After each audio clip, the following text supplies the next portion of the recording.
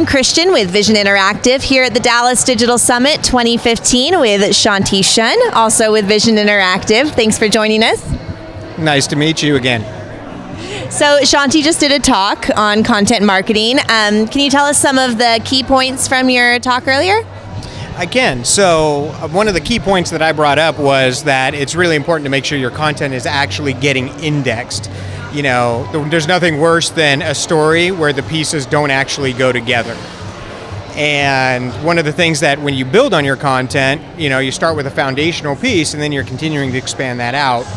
And what can happen is you may go back and start building that narrative, going back and linking down to the further parts of your additional content syndication and build out and expansion.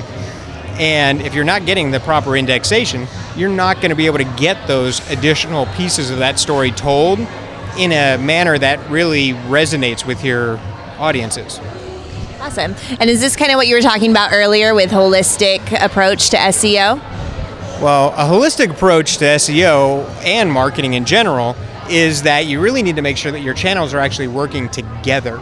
None of your marketing is going to be fluid if it's disjointed between channels. So you want to make sure you have a consistent message, you have a consistent stream of thought, and you want to make sure that you're continuing to engage those people based on their different types of personas to continue to engage them and build out and expand their knowledge of your brand, their affinity of your brand, and an understanding of what your brand brings to them and their business.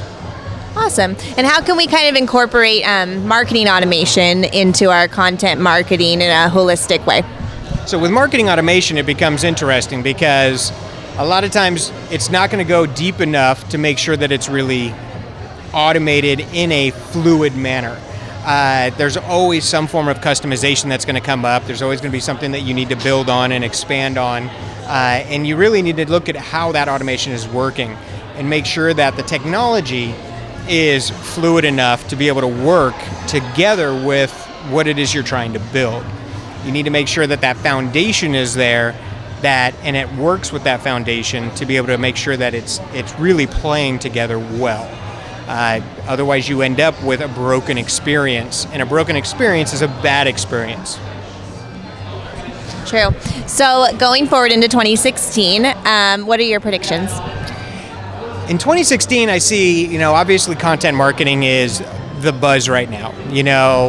It's really taking a look at, that whole life cycle of content and how you expand and build that out.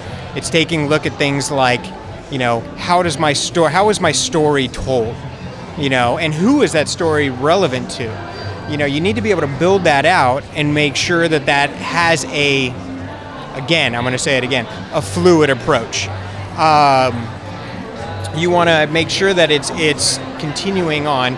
And in 2016, I think there's, as we can always expect, there's going to be different changes within the search engines. There's going to be different algorithmic changes for paid search and all of these other channels. There's going to be a different way to approach your affiliates. You're going to continue to have to manage where those affiliates, whether your business is playing within comparison shopping and so on. There's always an evolution. And sometimes you're chasing that evolution, sometimes you're reacting to that revolution. And it's a matter of being able to stay on top of it, make sure your people have the experience and knowledge to continue on with that. At the end of the day, it's really making sure that your people in your organization can support what's going to happen.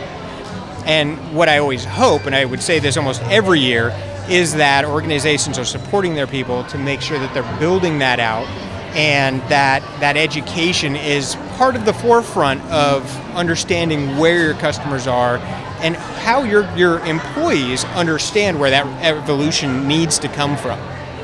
Great. And we have one final bonus question from one of our viewers out there. So from Panda to Penguin, how disappointed were you when the Cubs didn't make it to the World Series?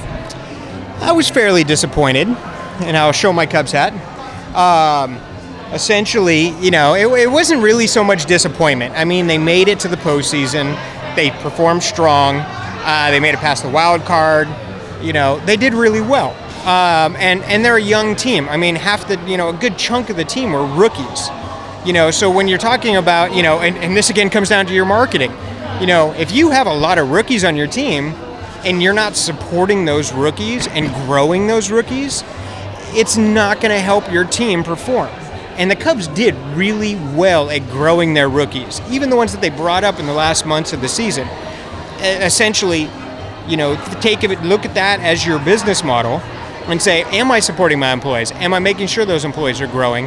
And are my rookies stepping up and becoming a core part of my team? That was a very diplomatic response. I didn't see any emotion from you. So how disappointed were you? Yeah. Well, I got to eat pizza in Wrigleyville. I got to take a picture in front of the marquee before they took it down. I still went to Chicago. I had all the hopes and dreams of 108 years of not winning a World Series. And my wife, being the larger Cubs fan in my family, even she was happy about where they made it, how they made it, and she's looking forward to next season. Sounds like a good experience. It's a bonding experience in my house. Thanks, Shanti. You're welcome.